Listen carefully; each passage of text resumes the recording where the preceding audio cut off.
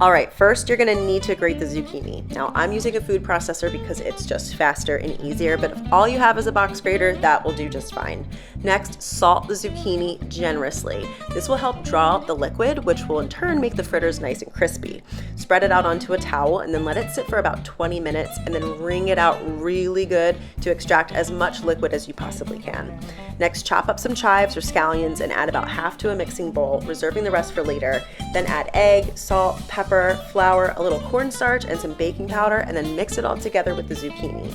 Then heat a generous amount of oil in a large skillet and drop in heaping spoonfuls of the zucchini mixture and flatten them out with the back of the spoon.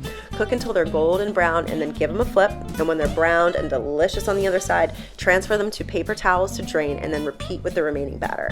For the sauce, mix together full-fat Greek yogurt, minced garlic, salt, pepper, fresh lemon juice, those reserved chives or scallions, and any other fresh herbs you want.